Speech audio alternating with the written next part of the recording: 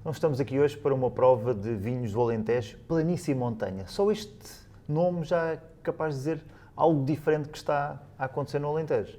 Sim, planície e montanha significa que a região é diversificada, ou seja, aquele estereótipo de que os vinhos do Alentejo são só macios, aveludados, também existe, mas estão a acontecer um mix entre tradição e modernidade que está a tornar a região do Alentejo muito excitante.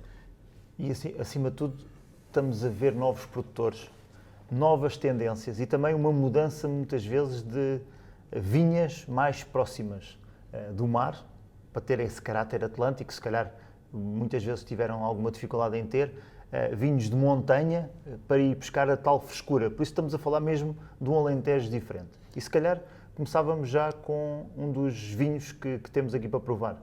Vamos embora. Então, e começamos com um branco. Este é um branco da Vidigueira. Vidigueira é famosa pelos brancos. Pelos brancos. É? E logo, quando falamos de Vidigueira, falamos de vinho branco, falamos de Antão Vaz.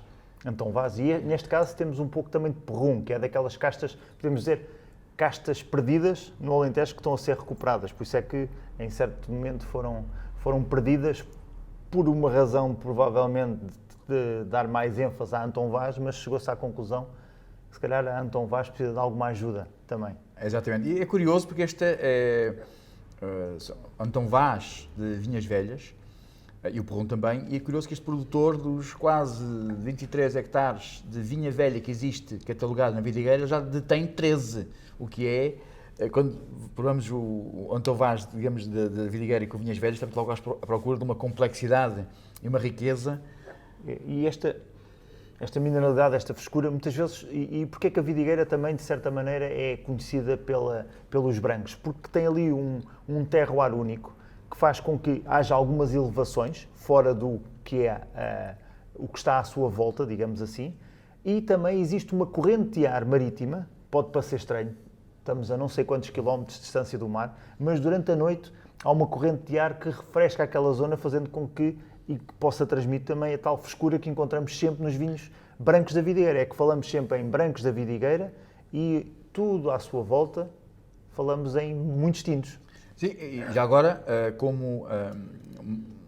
quase como uma educacional, para as pessoas perceberem um pouco o que é que pode ser um branco da Vidigueira, aquilo que estamos a falar, e este vinho é um grande exemplo, que é um vinho que a gente sente aquela fruta madura, vamos chamar de algum calor, mas depois o vinho preserva uma noção de elegância, de frescura, que realmente tem a ver com essas características climáticas que a Vidigueira tem. E até encontramos isso logo no nariz, essa frescura. E depois na boca tem esta particularidade de acidez, a vibração provocada pela acidez, que faz com que sentimos a parte mais fresca do vinho. E é engraçado que este vinho a gente sente o trabalho com madeira, sente uma riqueza aromática, mas sem nunca ser pesado. Tem grande volume de boca, mas tem uma acidez fantástica que o torna, nós como sommeliers, torna um vinho fantástico para ir para a mesa, não é? E achas que a casta Antão Vaz gosta da madeira, de ir à madeira, isto é, de estagiar na madeira? Eu não sou expert o suficiente, mas acho que há, e tenho certeza que há, pelo que vamos provando, vinhos fantásticos de Antão Vaz que, na mão de pessoas que compreendem a casta, fazem vinhos com um trabalho com madeira extraordinário. Este, do meu ponto de vista, é um excelente exemplo. Onde é que bebias este vinho? Se estivesse aqui num ambiente descontraído, onde é que... Não, se eu pudesse escolher, porque este é um vinho que tem uma riqueza e uma complexidade que eu guardaria para momentos especiais. E qual é que é o teu momento especial? Um espaço de um momento especial, seja uma celebração, ou ir podia perfeitamente num menu de degustação ou num restaurante de fine dining, mas também iria a uma casa de petisco que tivesse riqueza de petisco, e isto com queijo é também fantástico. Eu, acima de tudo, estava a ver-me a provar este vinho com uma tábua de queijo fantástica do Alentejo, já agora para juntar tudo num só. Então, próximo, também podemos dizer um clássico do Alentejo, Tapada de Chaves. 2018. O ano não é clássico, que é um ano uma vindima muito recente, apesar de algumas particularidades da vindima, mas o produtor é do mais clássico e do mais fantástico que existe no Alentejo. Quando nós falamos em clássico, dizemos que esta marca é clássica, este produtor é clássico, o que é que nós podemos depreender daí? Para explicar um pouco o que é o clássico. Clássico, de uma forma geral, é um produtor, uma marca que tem uma reputação, e existe há muito tempo, tem uma reputação também longa, mais de 5 décadas, por exemplo, já confere o estatuto de clássico. E mais importante que o clássico tem um estilo muito próprio, é fiável, confiável. A gente sabe que é aquela marca que cada vez que adquirimos uma garrafa dessa marca não nos vai desiludir. É consistência. Exatamente. Eu acho que acima de tudo é consistência. E há aqui outra coisa que nós estamos a provar, que é um vinho com denominação de origem, DOC, e um vinho regional. E as pessoas podem pensar, mas um é melhor do que o outro. São os dois excelentes, têm denominações diferentes, mas isso não quer dizer que sejam maus. Não, ou exatamente. Piores, ou melhores. Primeiro, este é um DOC Porto Alegre, é uma das 8 sub-regiões do Alentejo e que corresponde às 8 DOCs do Alentejo.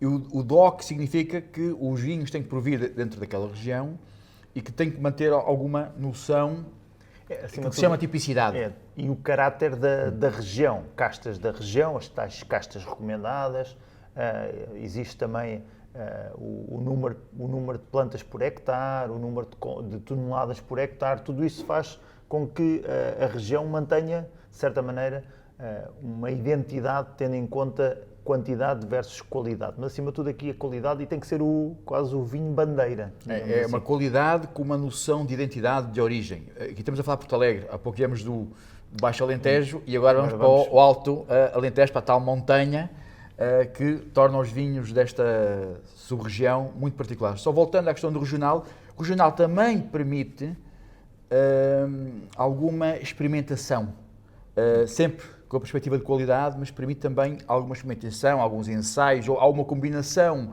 que para alguns produtores consideram que para eles resulta melhor. E nós conseguimos ver muitas vezes castas portuguesas com castas estrangeiras e ali naquele produtor resulta, mas não quer dizer que resulte na mesma região com outro produtor. É uma coisa muito específica e por isso tem que ser, ou só deve ser, regional. E depois temos também os vinhos de mesa, que acho que aí ainda é mais experimentação.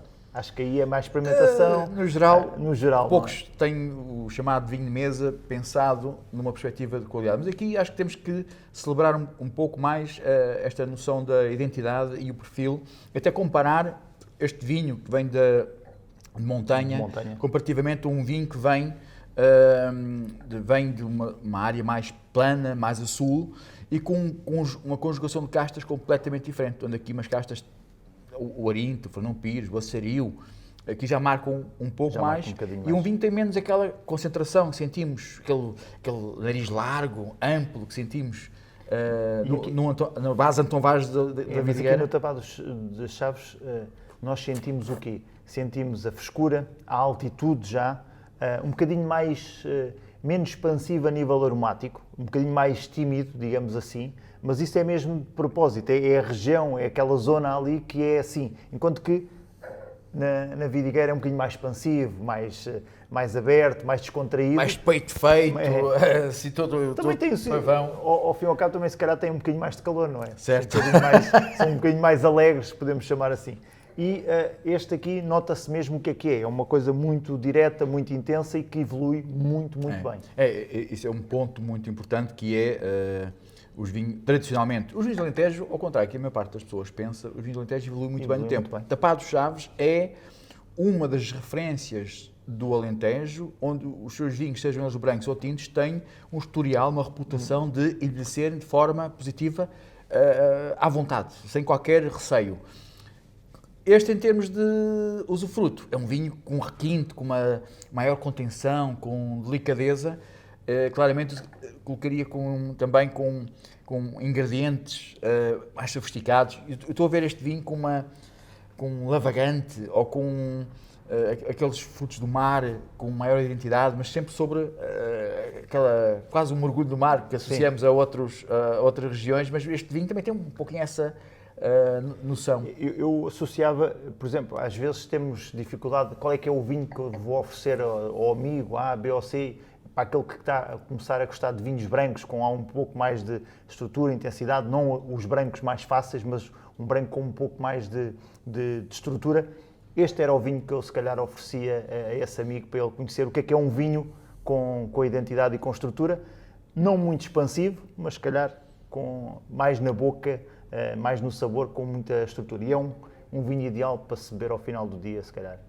Um dia de outono, já tem um pouco isso. Para terminar a semana. Mas tu falaste assim num termo muito interessante, que é a estrutura. Enquanto que o primeiro vinho é um vinho que tem estrutura, mas tem uma noção de corpo muito mais poderosa, um vinho com maior volume. Este é um vinho que tem menos volume, tem mais estrutura. Tem tudo uma afinação muito mais requintada. Tem a ver, montanha, planície. Acho que está aqui bem presente esta diferenciação, mesmo no Alentejo, esta diferenciação que é, por vezes, grande, nesse sentido. E o terceiro vinho? Aldeia de Cima, Alentejo, é assim uma maneira fácil de dizer, estou a brincar, claro que não é fácil, mas era um termo, Alentejo, que é um termo próprio da... Curiosamente, temos dois, o primeiro e o terceiro vinho, projetos mais recentes, e temos um ao lado, com um projeto clássico do Alentejo. Isto é muito engraçado porque estamos a ver uma dinâmica fantástica, seja nos novos projetos e nos projetos mais clássicos, que mantêm a sua linha, mas ao mesmo tempo mantêm-se modernos. Estão-se a reinventar e tentar jogar com o que os outros também estão a fazer, mas eles também têm que ser quase os que dizem, não, isto aqui tem que ser desta maneira. Então quem quiser tem que seguir essa estrutura. E dentro do tema, achas que este é um vinho que vem de planície ou de montanha? Ou é difícil definir neste caso específico? Ele está na transição. Exatamente. Está na Serra do Mendro, é na transição. Tem alguma encosta, o que lhe dá também uma componente um pouco mais aromática, de fruta um pouco mais madura.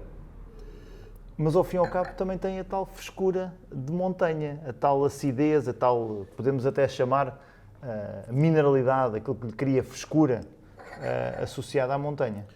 Eu diria que este, até ficou muito bem no alinhamento, eu diria que é um pouco a fusão do primeiro e do segundo. Tem alguma da untuosidade, da exuberância do primeiro, mas tem aquela contenção e aquela delicadeza, alguma sofisticação que encontramos no segundo. Um lote de Antão Vaz, maioritariamente, um pouco de Alvarinho, sim, um trabalho exemplar de barrica. Aqui A barrica acho que está... Ao colocarmos o tapado das chaves no meio destes dois, estamos a transmitir o quê? Clássico, e isto é os novos players, como disseste e bem. No entanto, conseguimos ver as diferenças. Planície, montanha, e aqui está no... Tem um bocadinho dos dois, é 50-50 de cada zona de montanha e planície. E o que referimos aqui nos três, que é comum e que quem provar estes vinhos e esta nova geração de vinhos do Alentejo é esta noção de frescura que até há pouco tempo era um pouco arredada do pensamento de quem bebia ou pensava no Alentejo. E é impressionante. A noção, não só a noção de vivacidade, de sabor, que é a frescura, e também o sentir fisicamente a acidez. E antigamente também ninguém olhava para o Alentejo, vou beber vinhos brancos do Alentejo. Se calhar da vidigueira, branco da vidigueira, pontualmente, mas era tudo muito à base de tintos.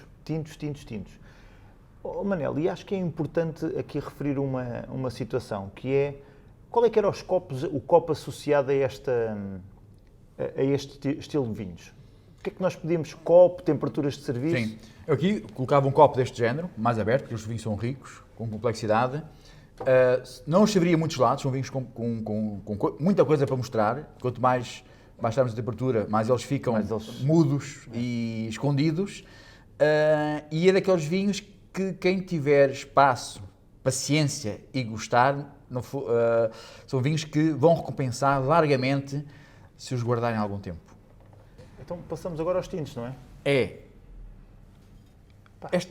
A modernidade, a inovação no Alentejo, quem diria íamos ter um Pinot Noir no Alentejo, embora um ou outro produtor já o tenha experimentado, mas Pinot Noir de uma área, eu diria, quase improvável até há uns anos. É verdade, isto é um Pinot Noir atlântico, podemos quase chamar assim, não é? É um Pinot Noir em que as vinhas estão mais próximas do mar e talvez por isso é que o Pinot Noir consegue ter aqui algo de diferente, pelo menos mostrar um Pinot Noir diferente. Claro que quando fazemos sempre aquelas comparações do Pinot Noir, do seu terroir próprio, é sempre, a comparação vale o que vale, mas comparar com vinhos de onde eles são é muito complicado, porque depois tem aqui algumas questões, alguns pormenores de terroir que fazem com que os vinhos sejam diferentes. A casta, se calhar, a particularidade a nível aromática, de sabor, pode estar lá, mais ou menos, mas nunca se pode dizer isto não parece da Borgonha, de onde quer que seja, do Novo Mundo, de alguns sítios, porque isso é quase impossível, porque cada caso é um caso, digamos assim. Podemos dizer que é um Pinot Noir com uma identidade, digamos, alentejana daquela área específica. É isso mesmo. Ou seja, realmente, se calhar, vemos poucas áreas do Alentejo que tenham um conjunto de características que potenciem um Pinot Noir para quem gosta de Pinot Noir. Não é? Ninguém quer um Pinot Noir madurão, claro, pesado, chato, quer um Pinot Noir elegante, vibrante, com alguma subtileza, não é? E acima de tudo que se beba facilmente, isto é, uma forma descontraída, mas também que agrade, porque fazer Pinot Noir ou fazer um vinho com uma coisa bastante estudada, só para alguns, se calhar não é bem este o propósito, até neste caso, deste em particular. Verdadeiramente delicioso. É um vinho de 2015, com um trabalho com madeira. Sentimos esta nota que eu particularmente gosto muito, de cogumelo, do chão de floresta, algum bosque, com esta elegância de taninos, esta finesse na boca. E quase que vamos buscar ali uma sensação quase de salinidade, não é? Esta salinidade que lhe dá o toque especiado, que lhe vai-lhe conferir, de certa maneira, uma parte mais especiada e até salina, e vai buscar mais frescura. E parece que vivemos tempos excitantes no Alentejo. E agora, é verdade, da modernidade da Costa Vicentina e do Pinot Noir, vamos para a Marleja, um dos lugares mais quentes do país e do Alentejo, não é? O que é engraçado é que este é um vinho que combina de uma forma muito interessante, é um produto também recente, inovação e tradição. Com tradição. Com o moreto muito típico ali da Marleja, trabalhado em talha, a combinar com trincadeira, vinhas novas, vinhas velhas também, em inox, e depois faz um blend, faz uma junção, uma fusão, um melting pot de coisas novas e jogando com a tradição. Eu acho que é engraçadíssimo este vinho. Para já, há aqui um foco cada vez maior na casta morete. Ela sempre esteve presente no Alentejo, mas nos últimos anos tem sido se calhar o jogador principal na região da Marleja, sempre foi, mas agora com mais visibilidade, mas também noutras zonas, no Alentejo, que é uma coisa que faz com que a casta mostre o seu potencial em diferentes terroirs. E aqui neste caso penso que é o terroir, não digo perfeito, porque isso aqui é sempre difícil de dizer, mas é uma casta que demonstra aqui a sua frescura, a sua estrutura, apesar de estar numa zona muito quente. E a trincadeira também lhe dá aqui alguma dessa frescura que ela precisa e a própria zona também necessita. Eu acredito que talvez vinhamos a ouvir mais vezes falar de moreto, porque ela está numa zona quente, e quando hoje as questões de aquecimento global estão na ordem do dia, uma uva que está tão bem adaptada a estas circunstâncias, talvez venha a ser muito mais falada, ou integrar mais lotes, mas ao mesmo tempo, sabe o que é que eu acho engraçado? Apesar deste lado moderno e tradicional, o vinho cheira-me e sabe Alentejo. Se eu tivesse a provar o vinho, uma prova cega, se eu pusesse o vinho no copo, eu cheirava Alentejo. É aquele Alentejo profundo que é delicioso. As tais características que temos associadas ao Alentejo e esta zona do país. E temperatura? E estes dois vinhos, se calhar em particular, Sim, isso é muito importante. é muito importante que a temperatura seja um pouco mais baixa. Se calhar podemos ir aí até aos 14 graus. Eventualmente, 13, pronto, 14. eu punho aí o 14 e o 15. Isto é importante porque as pessoas, muitas vezes, a maior parte das pessoas pensam que os vinhos tintos devem ser servidos à temperatura ambiente, seja lá o que isso for. Depende Okay? do ambiente. Mas é importante as pessoas começarem a olhar para a temperatura adequada para cada tipo de vinho. Cada tinto, cada branco são coisas diferentes. Estes vinhos que não primam pela concentração, pela potência, primam mais pela elegância e a subtileza, ganham mais vida e causam maior prazer a quem os consome, a uma temperatura que não seja muito elevada, também não seja muito fria, para podermos desfrutar tudo Escura, bom que eles têm. vivacidade, acima de tudo, não é? E eu acho que estes vinhos a uma temperatura dita, sabemos lá o que é isso, temperatura ambiente, mas se calhar 22, 20, 22 graus, 24, eles perdem-se completamente e não demonstram o seu potencial. Eu acho que um pouco é preciso ter uma atenção muito, muito grande, tendo em conta isso. E acho que isso eventualmente, para quem não está habituado a experimentar um vinho, no máximo até 18 graus centígrados, o vinho a 22, 23, este tipo de vinhos ficavam muito macios, na verdade, que é o efeito, mas ficavam vinhos muito aborrecidos. A gente bebia um copo e ficava... E já não quer mais. Já estou aborrecido com este vinho. E aqui, entre os 14, 15, cada vez que a gente prova o vinho, parece que nos apetece voltar a meter mais um pouco de vinho na boca. A tal acidez, a tal frescura associada às duas castas, mas também ao estilo de vinho. Tem aqui a modernidade e a tradição. Aliás, até para... a nível de consumo, isto é daqueles vinhos que eu chamaria quase todo o terreno. Vai bem com um conjunto de carnes, não muito fortes, vai bem com alguns pratos de peixe, vai bem com algumas entradas, tapas, petiscos, e fantástico também com queijo. Isto é daqueles tintos, por não terem os taninos muito agressivos, com os queijos fazem um brilharete. Pois fazem. Acho que esta é uma solução, a tal modernidade a aparecer também no Alentejo. E agora vamos bem para o Baixo Alentejo e com uma touriga nacional do Alentejo, mas lá mesmo aquelas zonas mais planas, bem acaloradas, e que é um vinho também acabado de lançar no mercado. Mas normalmente a Touriga Nacional do Alentejo nem sempre é bem trabalhada, muito por culpa, se calhar, do excesso de calor ou de irem só à procura da casta e não se focarem também no que está à sua volta. Eu acho interessante porque este é um Touriga que... O Touriga é aquela, eu costumo dizer que é uma casta assim um pouco invejosa, onde entra nos lotes, toma conta de tudo. Estou aqui, eu é que mando nisto tudo. E aqui é um 100% Touriga, mas ao mesmo tempo vindo de uma região, de uma área do Alentejo tão quente. E uma casta tão imponente em termos de se impor, em termos aromáticos, e que ela mostra-se aqui num perfil que dificilmente há alguns anos eu diria que isto era um vinho do Alentejo. E especificamente desta... muito quente. O vinho tem uma fragrância muito típica de Touriga, mas ao mesmo tempo não é nada compota, não é aquele lado mais pesadote e enjoativo. Exato, enjoativo. E aqui conseguimos encontrar uma Touriga, conseguimos cheirar que é Touriga, sim. Não está camuflada por nada. Se calhar, cada vez mais esta ideia da Touriga Nacional fora da sua região tem a ver com ir à procura também um pouco da elegância da casta, porque a casta tem a sua elegância. Agora, temos que gerir tendo em conta o clima e o terroir, acima de tudo, onde ele está. E aqui, quando falamos de inovação, modernidade, eu aqui falaria de atualidade. Atualidade em que aspecto? Estamos a falar de viticultura, muito...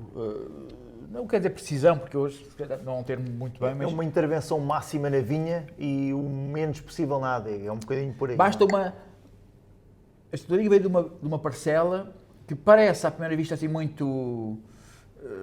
de uma ligeira ondulação, mas que na propriedade faz toda a diferença, por isso é que a Touriga está lá. Ou seja, e é muito interessante estes detalhes de quem trabalha nesta área, a viticultura e os enólogos, perceberem estas subtilezas e torna uma casta, às vezes podia ser um bocadinho aborrecida nesta região, e aqui está um vinho com uma vivacidade fantástica. Qual é que era o prato que tu escolhias para acompanhar? Eu aqui... Um prato alentejano, atenção, estamos no Alentejo, temos que... Eu aqui, uma coisa, vou chamar clássica, olha, um ensopado de borrego, que eu vejo a elegância, eu sou um fã de borrego, e sobretudo o facto de usarem muitas ervas aromáticas, porque este vinho tem este Tem um lado... toque especiado. Além de não ser, além de ter, aliás, a componente floral, mas também tem mais a componente especiada, de especiarias, aqui bem evidente. Assados no forno também, umas coisas e não muito forte, alguma caça. Há uma caça, mas sempre javali, sobre a elegância. Uma perna de javali, por exemplo, assada no forno. Ora, temos aqui um belíssimo exemplo para quem quer conhecer um bom exemplar de Toriga Nacional do Alentejo, de uma zona menos improvável para este lado de elegância, uma excelente uma boa descoberta. E não só, estes vinhos envelhecem muito bem. Particularmente, já fiz algumas provas verticais de Toriga desta parcela e é impressionante a capacidade de envelhecimento que tem. Muito bem. E agora voltamos a um produtor clássico do Alentejo, um bocadinho mais a norte, assim, até mais perto de Lisboa, vamos chamar assim. Isso até nota-se bem pela intensidade da cor. E uma uva, isto é um vinho recente, de uma parcela, e de uma uva que... Também gosta de calor. Gosta de calor, entrou no Alentejo porque gosta de calor, que está bem com o calor, e que nas mãos de alguns produtores tem produzido alguns vinhos que são belíssimos, que é Petit Verdot. E é uma uva que no calor e bem gerida consegue ter um pouco de riqueza aromática, profundidade, suculência e várias camadas de sabor e de sensações. E é volumoso no nariz, isto é, tem uma panóplia aqui de aromas, desde o frutado, o especiado, a madeira aqui bem presente, não negativa, mas bem presente, a mostrar... Já agora, esse é um reparo que eu gostava também de fazer, que é, hoje em dia, o know-how que existe do conhecimento digamos, da relação do vinho com a madeira e do conhecimento da madeira, das tanorias, é extraordinário. Hoje provamos vinhos que têm 12, 14, 15 meses de madeira, brancos ou tintos, e a madeira está lá no ponto, não é aquele vinho que é madeirado, é o vinho que tem a madeira... Que só sabe a madeira, não é? Que tempera o vinho e não que prevalece perante o vinho. E este acho que é um caso desses. Este é um bom exemplo. E acho que também é uma casta que precisa desse equilíbrio com a madeira, para, de certa maneira, perder a irreverência que a casta tem e se tornar um bocadinho mais envolvente e mais elegante. Isto é tudo aquilo que podemos esperar de um Petit Verdot. O Alentejo tem estas grandes condições para o Petit Verdot. Muscular, mas ao mesmo tempo suculento. Os taninos são amplos, mas depois desfazem-se. Espetacular. Será que vamos adotar outra casta, como a Alicante Pêché? Não sei. Já não estamos cá para ver daqui a 50 ou 60 anos. E sinceramente não gostaria. Mas, sim, isso é importante. Mas como um tempero, como uma casta que pode dar aqui uma subtileza, um toquezinho aqui, ou eventualmente em anos especiais, em parcelas específicas, single vineyard, engarrafamentos de single vineyard, pode ser interessante, até para um lado, digamos, de raridade e pedagógico. Agora, que é um belíssimo vinho, claro, Nossa Senhora. E aqui temos então dois casos em que temos mais frescura, mais vivacidade do Alentejo. Isto parece quase estranho dizer vivacidade e frescura no Alentejo. E depois temos dois vinhos com um pouco mais de estrutura, muito mais, se calhar, associado aos rótulos da região, que são vinhos com estrutura, com intensidade, mas muito volumosos no palato. Eu acho que é um bom exemplo do que é que podemos encontrar no Novo Alentejo, podemos chamar assim, desde a montanha à planície, ou da planície à montanha. Esta aqui é uma zona também um pouco mais intermédia, é uma zona com encostas suaves e tudo, o que faz com que os vinhos tenham aqui seja um meio termo entre a planície e o Alentejo. E este é aquele vinho realmente que tu pensas, quer em pratos suculentos e refinados, e aqui um javali, um bom tibone, um bom bife, ou uma costeleta, aquelas carnes certificadas.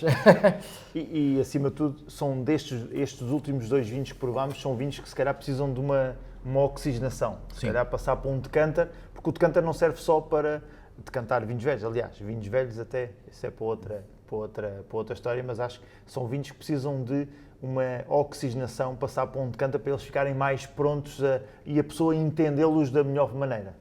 E a uma temperatura... Aqui já pedi, comparativamente aos dois primeiros, já pedimos 16, 17, 18, sem problema, porque realmente é um vinho que tem potência, estrutura, e se baixarmos muito, esta carga tanínica que ele tem vai subsistir e vai ser um pouco desagradável. Então subir até aos 18 graus centígrados e com algum arejamento para ajudar a suavizar um pouco esta estrutura tânica, vai dar uma prova muito mais apetecível e o vinho poderá mostrar muito mais daquilo pelo qual foi produzido. Estes são os vinhos que nós podemos oferecer a alguém que queremos impressionar, não é? Sim, mas tenha a mente aberta.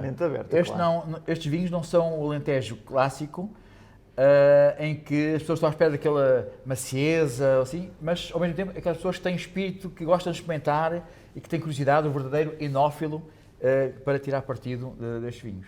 Então, Manel, olha, foi um prazer. Igualmente. E partir à descoberta do Alentejo, de algum classicismo, ao mesmo tempo um pouco da inovação e modernidade que se está a fazer. E montanha planície, exatamente, que é uma coisa, é um termo que fica, já desde muito cedo, ficava bem, e então agora, nesta realidade, é bastante presente. Mais uma vez.